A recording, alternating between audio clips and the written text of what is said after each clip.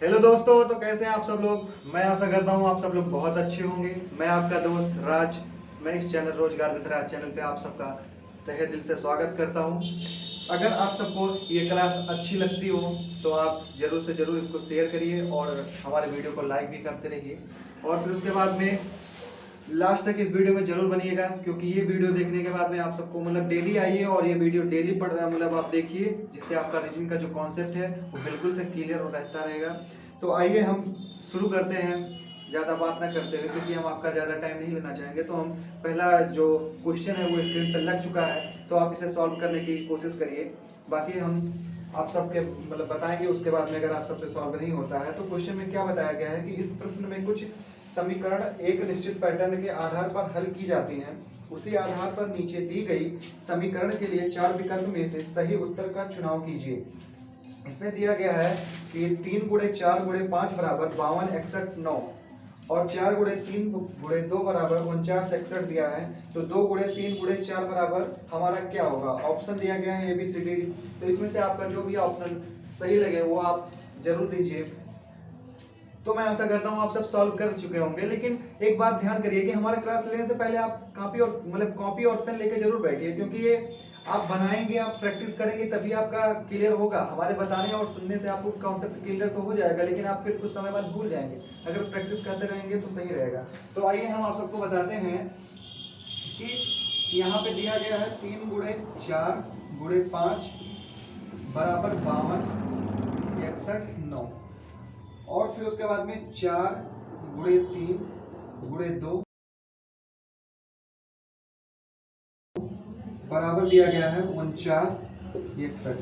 ठीक है, तो फिर उसके बाद में अब हम क्या करेंगे, इस 5 का वर्ग किया गया है और यहाँ पे 25 को उल्टा 52 कर दिया गया है और 4 का वर्ग करके इसका 61 मतलब 16 को 4 का वर्ग 16 होता है, 16 को 61 लिख दिया गया है और फिर 3 का वर्ग करके यहाँ पे 9 लिख दिया गया है। तो ये आपको पैटर्न समझ में आ गया। सेम ऐसे इसमें किया गया है, 2 का वर्ग किया गया है 4 लिख दिया गया है, 3 का वर्ग करके 9 लिख दिया गया है, 4 का वर्ग 16 होता है, यहाँ पे 61 लिख दिया गया है। पूछा क्या है हमसे, तो 2 × 3 × 4 पूछा गया है, 2 × 3 × 4 पूछा गया है। तो हमारा आंसर क्या हो जाएगा, 4 का जब हम वर्ग करेंगे तो हमारा 16 हो जाएगा, 16 को उल्टा लिखेंगे तो 61 हो जाएगा और 3 का वर्ग लिखेंगे तो 9 हो जाएगा और 2 का वर्ग करेंगे तो हमारा 4 हो जाएगा। तो हमारा राइट आंसर क्या हो जाएगा, ए ऑप्शन 61 94। ये हमारा आंसर हो जाएगा 61 94। तो मैं आशा करता हूँ ये आपको समझ आ गया होगा। ठीक है, तो ऐसे ही मजेदार सवाल बने रहिए, आप सबको हम सिखाते रहेंगे। तो आइए हम दूसरा सवाल स्क्रीन पे आपके लग गया है। तो इसमें क्या कह रहा है कि निम्नलिखित श्रृंखला में प्रश्न चिन्ह की जगह पर आने वाले अक्षर का चयन कीजिए। तो इसमें लिखा गया है A D फिर क्वेश्चन मार्क फिर उसके बाद में P फिर Y। ये हमारा दिया गया है। अगर आप सब इसको बनाने की कोशिश कीजिए, ये आप सब बना लेंगे। बहुत ही आसान सा क्वेश्चन है, देखते हैं कौन कौन बना लेता है। ठीक है, आइए तो हम इसको देखेंगे। हमारा जब भी ऐसा कोई क्वेश्चन है, हमको कुछ नहीं करना है, हमको सिर्फ इतना सा काम करना है कि जो ये इंग्लिश में लिखा गया है इसको हम मैथ के फॉर्म में लिख लेंगे। मतलब इसका जो स्थान होता है, जैसे ए एक स्थान पे आता है, डी हमारा चौथे स्थान पे आता है, ये हमारा पूछा गया है, और पी हमारा 16 नंबर पे आता है और वाई हमारा 25 नंबर पे आता है। इतना हम मतलब याद रखिए कि कौन सा लेटर कौन से स्थान पे आता है। तो अब हम देख सकते हैं कि हमारा 1 का वर्ग है, ठीक है, ये हमारा 2 का वर्ग है, फिर उसके बाद में देख सकते हैं ये हमारा 4 का वर्ग है, ये हमारा 5 का वर्ग है। तो हम क्या अनुमान लगा सकते हैं कि ये 1 2 फिर यहाँ पे 3 का वर्ग होगा, जरूर लगा सकते हैं। तो यहाँ क्वेश्चन मार्क की जगह पे कितना आ जाएगा, हमारा 9 आ जाएगा। और 9 को हम क्या कहते हैं, आई। क्या कहते हैं भैया, आई कहते हैं 9 को। तो हमारा राइट आंसर कौन सा हो जाएगा, A option is the right answer. ठीक है, तो आप सब बने रहिए इस वीडियो के साथ में और ऐसे बहुत मजेदार क्वेश्चन करवाते रहेंगे। तो आइए हम तीसरे क्वेश्चन की ओर बढ़ते हैं। तो जहां तक लग गया होगा आपका ये क्वेश्चन स्क्रीन पे, तो आप इसको एक बार कोशिश करिए लगाने के लिए। बहुत ही टिपिकल ये मेथड इसमें लगेगा अगर आप लगा लेते हैं तो बहुत अच्छी बात है, आपके कॉमन सेंस बहुत ही अच्छा होगा। इसमें पूछा गया है कि मतलब 4 ऑप्शन दिया गया है, इसमें कहा गया है कि इसमें चारों में से भिन्न कौन सा है। एक है गाजर, ए ऑप्शन में, बी ऑप्शन में पालक है, सी ऑप्शन में आलू है और डी ऑप्शन में मूली है। तो गाजर और फिर बी ऑप्शन में पालक है, सी ऑप्शन में आलू है, डी ऑप्शन में मूली है।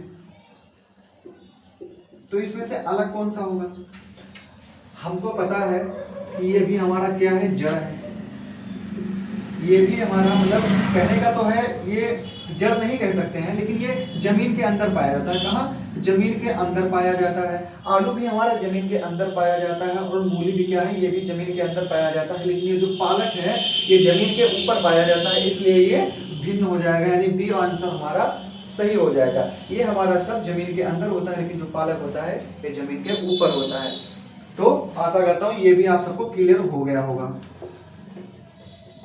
तो आइए हम आगे क्वेश्चन देखते हैं। हाँ, ये सवाल बढ़िया आ गया कि एक वर्ष में कितने विषम दिन होते हैं। अगर आप इस क्वेश्चन को अगर आप कर लेते हैं तो मैं आपको काल्पनिक रूप से रोड के किनारे 1 बीघा जमीन दूंगा। कहाँ? 1 बीघा जमीन, वो भी कहाँ? रोड के किनारे। तो आप इसको सॉल्व कीजिए कि एक दिन में मतलब एक वर्ष में कितने विषम दिन होते हैं। अब जो ओवर कॉन्फिडेंस वाले होंगे बच्चे, मुझे आता है, कहीं में मैंने पूरा पढ़ रखा है, यू नो करके वो ज्यादा ओवर कॉन्फिडेंस दिखा देते हैं, जिससे क्वेश्चन उनका गलत हो जाता है। ठीक है, तो आप कोशिश करिए। तो हमारा क्या हो जाएगा? राइट आंसर हमारा हो जाएगा नॉट। जो ओवर कॉन्फिडेंस वाले बच्चे होंगे, अरे सर ये क्या आपने बोल दिया, तो हाँ जी सही कहा हमने, नॉट आंसर होगा। कहेंगे नहीं सर, एक वर्ष में 2 विषम दिन होते हैं, 1 विषम दिन होते हैं बहुत लोग। अरे भैया, अरे चाचा, 2 और 1 नहीं होगा। ये 2 और 1 ऑप्शन में क्या है, ए वाले मतलब ऑप्शन में 1 दिया गया है, बी वाले ऑप्शन में 2 दिया गया है, सी वाले ऑप्शन में 6 दिया गया है और डी में नॉट दिया गया है। तो आप ये कह सकते हैं ना, अगर आपका साधारण यानी सिंपल है, सिंपल ईयर में कितना आता है? सिंपल ईयर में आपका 1 विषम दिन आता है। अगर लीप ईयर है तो वहां पे 2 आता है। तो हमारा ऐसा तो कोई ऑप्शन है नहीं, a/2 ऐसा होता तो ये वाला सही हो जाता, लेकिन ऐसा है नहीं, अलग अलग दिया है, तो यानी ये हमारा सही हो जाएगा। अब बहुत लोग को ये कंफ्यूजन होगी कि सर 1 और 2 कहां से लेके आए, तो उसको भी हम बता देते हैं भैया 1 और 2 आया कहां से। जैसे कि हमारा जो सिंपल ईयर में कितने दिन होते हैं? 365 दिन होते हैं। ठीक है, इसको हम 7 से भाग क्यों देते हैं? क्योंकि सप्ताह में 7 दिन होते हैं, तो 7 से भाग देंगे तो 52 बार पूरा चले जाएगा और शेषफल हमारा कितना बच जाएगा? 1 बच जाता है। तो ये हमारा क्या होता है? यही विषम दिन होता है। ठीक है, ये हमारा सिंपल ईयर का है, सिंपल ईयर का। ठीक है, और लीप ईयर की बात करी जाए तो लीप ईयर में हम 366 दिन होते हैं, इसको 7 से जब डिवाइड करेंगे तो 52 बार पूरा चला जाएगा और शेष फल जो बचेगा हमारा 2 बचेगा और हमारा यही विषम दिन होता है। समझ में आ गया भैया 1 और 2 कहां से आ रहा था? तो पढ़ाई पे थोड़ा ध्यान दे लीजिए और सवालों को अच्छे से पढ़ा करिए। एक इसी बात पे एक सवाल हम आप सबको और देते हैं, जो ओवर कॉन्फिडेंस में जी रहे हैं उनके लिए है कि 400 वर्षों में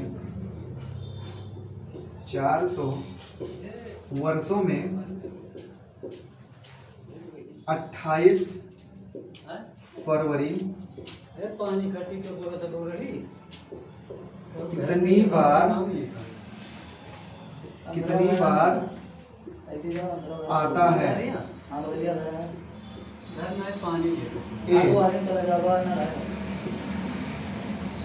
चार 4,497 सी 303 और डी 400। इन चारों में से आपको सही बताना है। अगर आप ये क्वेश्चन सही कर ले जाते हैं तो आपको काल्पनिक रूप से मैं 500 रुपए नगद इनाम दूंगा। कितना? काल्पनिक रूप से 500 रुपए नगद इनाम दूंगा आप सबको, नगद इनाम काल्पनिक रूप से। आप इसको लगा के देखिए, एक बार ट्राई कीजिए कितना होगा। बहुत ध्यान से पढ़िएगा और इसको सॉल्व करने की कोशिश करिए। तो आप सबके लीजिए सबका ज्यादा से ज्यादा लोग आंसर क्या कर रहे हैं 97, ठीक है 97 कर रहे हैं। अरे एक बार सुन तो लो, इसको सुन लो क्या है। अरे चाचा 28 फरवरी की बात की जा रही है, 29 फरवरी की बात नहीं की जा रही है जो आप 97 लगा के आएंगे, ठीक है। जो ओवर कॉन्फिडेंस में मुझे तो कैलेंडर आता है, आई एम कभी क्वेश्चन मेरा गलत होगा नहीं, ये वो यूनो करते रहते हैं ना, तो ये बेटा ये 29 फरवरी 97 बार आता है, और ये जो 28 फरवरी है ये तो 400 बार ही आएगा 400 वर्ष में, ठीक है। तो ये बात आप हमेशा अपने दिमाग में रखिए, क्वेश्चन को बहुत बारीकी से पढ़ना सीखिए, ठीक है। आपको ये लगता है अगर आप ये 29 दिया होता तो यहाँ पे आप 97 क्लिक कर सकते थे, आप टिक लगा सकते थे, 97 हो सकता है। तो आप नोट्स लगा के लिख लीजिएगा कि जो 29 फरवरी होता है वो 4 साल में, मतलब 400 साल में 97 बार आता है, ठीक है। अगर अच्छा लग रहा हो यार, अगर ये वीडियो अच्छा लग रहा हो तो यार लाइक करिए, शेयर कीजिए हमारे वीडियो को, और चैनल को सब्सक्राइब जरूर कीजिए, ठीक है। इतनी मेहनत करते हैं हम आप सबके लिए, बस एक क्या करना रहता है, आपको लाइक करना रहता है और वीडियो को शेयर करना रहता है। हमको भी सपोर्ट कीजिए यार, ठीक है। तो चलिए और भी अब दूसरा क्वेश्चन लग चुका है स्क्रीन पे, आप इसको सॉल्व करने की कोशिश कीजिए। इसमें दिया गया है कि एक ही पासे के 3 अलग अलग स्थिति दिखाई गई हैं, उस चिन्ह को चयन करें जो परसेंटेज चिन्ह के फलक पर विपरीत होगा। चलिए ये तो डाइस का क्वेश्चन आ गया है एकदम, इसको शास्त्रों में क्या कहा गया है, सीपीसी सवाल। क्या कहा गया है, सीपीसी। अब सर सीपीसी का फुल फॉर्म क्या होता है तो जान लेते हैं, क्या होता है, चरम पर चूरन सवाल। क्या, चरम पर चूरन सवाल है। लगा ना पाओ तो बेकार है यार, लगाइए, कोशिश करिए। बहुत ही आसान क्वेश्चन है डाइस वाला, चुटकियों में सॉल्व होता है। क्या, हम देखते हैं कि जो 3 इसमें डाइस बनाया गया है, इसमें हम पहले वाले और लास्ट वाले में देखते हैं तो हमारा जो हैज है ये हमारा कॉमन दिख रहा है, तो इसको हम रोटेट करा देंगे, किस में, क्लॉकवाइज में रोटेट कराएंगे। तो क्लॉकवाइज में जब रोटेट कराएंगे तो हमारा पहले वाले से क्या निकल के आएगा, स्टार, और फिर परसेंटेज, और हमारा तीसरे नंबर वाले से जब हम रोटेट कराएंगे तो हमारा जाएगा पहले बराबर, फिर उसके बाद में प्लस। तो जिसके नीचे जो रहता है वो उसका विपरीत रहता है, और छुपे हुए जो छुपा हुआ हाइड वाला होता है इसके विपरीत क्या आएगा। ये हमारा आंसर हो गया, ठीक है। यानी हमारा बी नंबर सही हो गया, लेकिन छुपे हुए अगर हैश की बात किया जाए तो @ ये इसका हो जाएगा, इसको भी आप लिख लीजिए। तो हमारा आंसर क्या हो जाएगा, बी नंबर ऑप्शन सही हो जाएगा। ये भी क्वेश्चन आपको क्लियर हो गया होगा, ठीक है। तो दिमाग लगाइए, थोड़ा पढ़ाई पे थोड़ा ध्यान दीजिए, और अब की बार तो एसएससी जीडी हमारे पास साथ एक बार बिता के देख लीजिए। अगर एक एक कॉन्सेप्ट ना क्लियर करा दिया तो मेरा भी नाम राज नहीं, ठीक है। तो आप पढ़ते रहिए जो यहाँ पे पढ़ाया जाए। तो आइए अगला सवाल आप सबके स्क्रीन पे लग चुका है, लीजिए। बहुत अच्छा सवाल है, बहुत अच्छा। अब क्या था, अभी तक आप लोगों ने कहा, सोचा होगा कि हम क्या करते थे 1160 से, कितना 1160 से हम कर देते थे, लेकिन ये मिनट में होता था। अब ने हम आपको अब सेकंड में भी दे दिया। आप बताइए अब कैसे करेंगे, तो इसका भी बहुत अच्छे से हम समझा देंगे, आपको क्लियर भी हो जाएगा। तो अब क्या करना है हमको, इस वाले 60 से सेकंड भी जब आ गया तो हम इससे एक उधार ले लेंगे। जब 1 मिनट उधार लेंगे तो हमको 60 सेकंड यानी 60 सेकंड मिल जाएगा। ये हमारा 60 से हट के अब ये हमारा कितना हो जाएगा भैया, 59 हो जाएगा। 59 का हो जाएगा क्योंकि हमारा 1 मिनट इधर चला गया ना। अब हमसे कहा गया है कि यदि घड़ी में वास्तविक समय 10:23 है तो दर्पण प्रतिबिंब में समय क्या होगा। तो अब इसमें से हम घटा देते हैं 10, 23, 31।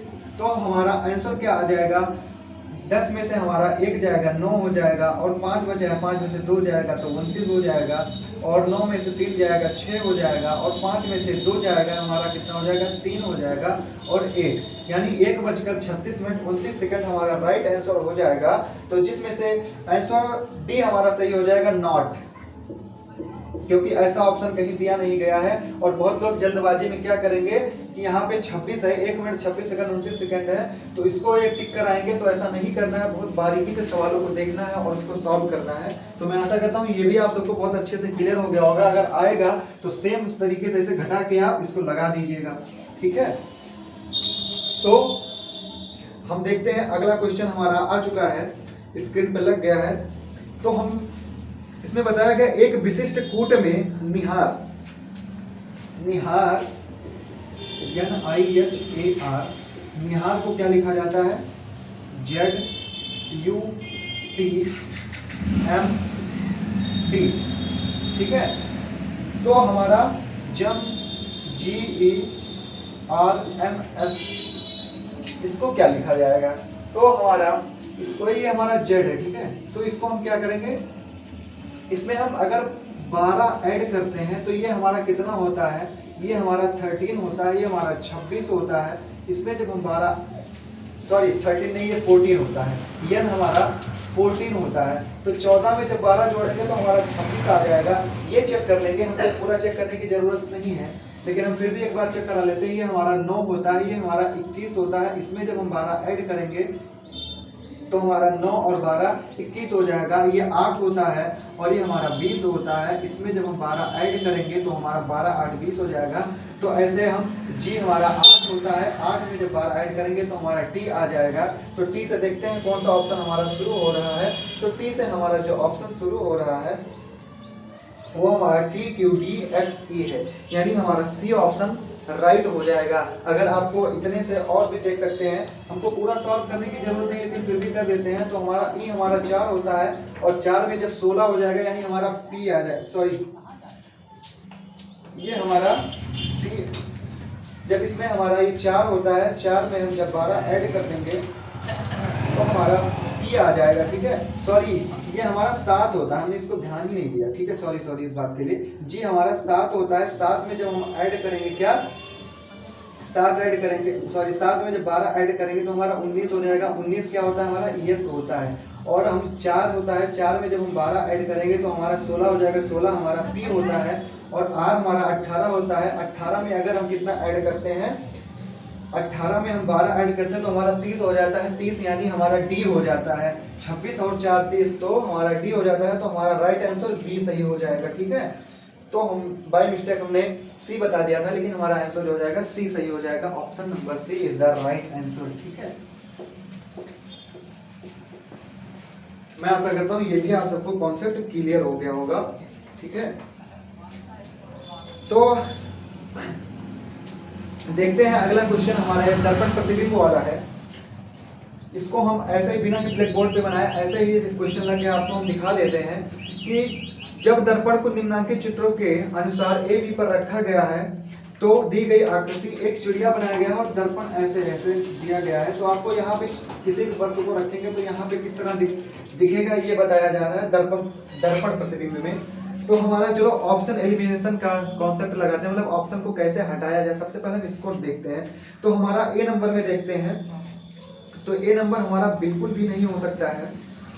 क्यों नहीं हो सकता है ये भी आप देख लीजिए। ये जो इसका पूंछ पीछे का उड़ा हुआ है, इसमें देखिए नीचे गिरा हुआ है, तो ये बिल्कुल नहीं हो सकता है। और हमारा जो बी नंबर ऑप्शन है, बी नंबर एकदम सेम टू सेम उसी तरीके से उतार दिया गया है। ये दर्पण प्रतिबिंब भी नहीं बना रहा है, तो इसलिए बी का हट जाएगा। और सी नंबर हमारा एकदम सीधा नहीं, मतलब नीचे की तरफ नहीं होना चाहिए, तो ये सी हट जाएगा। और डी ऑप्शन हमारा राइट आंसर हो जाएगा, क्योंकि इसका जो पीछे का जो पूंछ है ब्लैक कलर का, ये उड़ा हुआ है, जिसकी वजह से हमारा डी ऑप्शन राइट हो जाएगा, ठीक है। तो ये भी समझ में आपको आ गया होगा।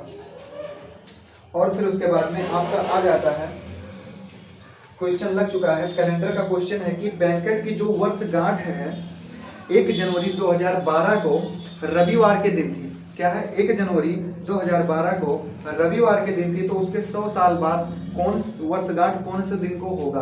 तो हम सबको पता है ये तो एक कि 100 साल, मतलब 100 साल में विषम दिन की संख्या कितनी होती है, 5 होती है, ठीक है। तो हमको कुछ नहीं करना है, हमको बस किसमें रविवार में 5 जोड़ देना है। 5 जोड़ने का मतलब होता है कि आप 5 जोड़ दो या -2 कर दो, बात एक ही पड़ता है। तो रविवार में जब हम 2 माइनस करेंगे तो हमारा शुक्रवार आ जाएगा, और शुक्रवार is the right answer Friday. अगर ये बात आपको विश्वास ना हो तो आप जरूर एक बार गूगल पे जाके चेक कर लीजिए कि हमारा बात कर रहा है 1 जनवरी 2022 को, 12 को, तो ये हमारा कितना 1 जनवरी, आप अभी ये वीडियो देखने के बाद चेक करेंगे कि 1 जनवरी 100 साल के बाद है 112 को, मतलब कौन सा दिन पड़ेगा ये आप चेक कर लीजिएगा, फ्राइडे ही आंसर आएगा, ठीक है। तो मैं आशा करता हूँ ये भी आपको समझ में आ गया होगा, ठीक है। आइए फिर क्वेश्चन और लग चुके हैं आपके स्क्रीन पे। इसमें भी आपको बताना है कि इसमें से भिन्न कौन सा है। तो जैसे कि आप देखते हैं कि ए वाले ऑप्शन में क्या दिया गया है कि ऐसे ऐसे दिया गया है, मतलब इसमें कहने का मतलब दो समान है और एक क्या है, पहले वाले ऑप्शन में ये ऐसा है, ठीक है, ये इस साइड दिया गया है, ये इस साइड दिया गया है और ये इस साइड दिया गया है। और बी वाले ऑप्शन में क्या है, कहने का ये मतलब है कि एक दो समान होगा लेकिन एक असमान होगा। और फिर तीसरे वाले ऑप्शन में क्या दिया गया है कि इसमें भी दो समान है और एक असमान है, लेकिन तीसरे वाले में क्या है, मतलब डी ऑप्शन में चारों एक ही, जो चारों का बॉक्स का है वो चार मतलब तीनों एक ही साइड में है, जिससे ये अलग हो जाएगा और तीनों से, ठीक है। तो ये भी समझ में आ गया होगा आपको। वाह वाह वाह, फिर से सवाल एक आ गया। अगर आपका जीके सही है तो ये आपके लिए बहुत ही आसान है, आप इसको लगाइए। ये भी एक सीपी से सवाल है, क्या है, चरण पर चूरण सवाल है। ऐसे ही आपको एग्जामिनर की सोच देखो, अगर आप एक सोचते हो तो एग्जामिनर हमारा क्या करता है, 10 सोचता है, ठीक है। तो आप 10 सोच के जाइए, ना कि एक सोच के जाइए, नहीं तो तुमको एग्जामिनर ऐसा डसेगा ना कि बिल्कुल पानी भी नहीं मांगोगे तुम, ठीक है। ऐसा सवाल लगा के जाइएगा, ठीक है। तो कहा गया है कि भारत, दिल्ली, असम और फिर गुवाहाटी, गुवाहाटी ही तो दिया गया है, हाँ गुवाहाटी, गुवाहाटी, गुवाहाटी। तो भैया हम सबको पता है ये हमारा इंडिया हो गया, ठीक है, ये हमारा इंडिया हो गया। इंडिया के अंदर असम भी आता है और दिल्ली भी आती है, गुवाहाटी भी आता है, लेकिन हम जानते हैं कि दिल्ली और असम का कोई संबंध नहीं है, ये दोनों अदर स्टेट हैं। तो हमारा ये हो गया क्या, दिल्ली हो गया, ये हमारा इंडिया हो गया आई, ये हमारा दिल्ली हो गया डी, ये हमारा असम हो गया ए, ठीक है। लेकिन इसके अंदर असम के अंदर हमको पता है असम के अंदर क्या आता है, गुवाहाटी आता है, तो ये हमारा क्या हो गया जी, गुवाहाटी। ये हमारा डायग्राम सही होगा। एक ये देखिए ऐसा वाला हमारा डायग्राम सही होगा, ठीक है। ये वाला डायग्राम हमारा, तो हमारा किस ऑप्शन में है, तो हमारा एससी ऑप्शन में ये हमारा डायग्राम मैच कर रहा है, तो हमारा सही हो जाएगा, ठीक है। और फिर उसके बाद में अब आ जाता है, स्क्रीन पे सवाल लग गया होगा कि लिली, डेजी और धतूरा, इसमें के बाद में मतलब जैसे इनका संबंध है उसी प्रकार से ऑप्शन में दिए गए विकल्पों में से कैसा संबंध है, तो ठीक है, इसको भी आप क्लियर कर लीजिए कि इसमें लिली हो गया, डेजी हो गया और धतूरा हो गया। तो देखेंगे कि लिली का फूल भी सफ़ेद होता है, डेजी का फूल भी सफ़ेद होता है, धतूरे का फूल भी सफ़ेद होता है, लेकिन सूरजमुखी का जो फूल होता है वो पीला होता है, गुलमोहर का फूल लाल होता है, लेकिन चमेली का फूल जो होता है वो भी सफ़ेद होता है। इसलिए हमारा राइट आंसर क्या हो जाएगा, सी हो जाएगा। और गेंदा का फूल भी पीला होता है। तो लिली, डेजी और धतूरा और चमेली, इन चारों का जो फूल होता है वो हमारा सफ़ेद होता है, वाइट होता है, ठीक है। तो इसके लिए हमारा सही हो जाएगा राइट ऑप्शन सी। तो स्क्रीन पे फिर से एक सवाल लग चुका है आप सब में कि दिए गए पैटर्न का ध्यानपूर्वक अध्ययन करें और उसका संख्या का चयन करें जो प्रश्नवाचक चिन्ह के स्थान पर होगा। तो हमारा दिया गया है, एक ऐसे बॉक्स बनाया गया है, इसके अंदर हमारा जो संख्या है क्या है, इसको हम देख लेते हैं।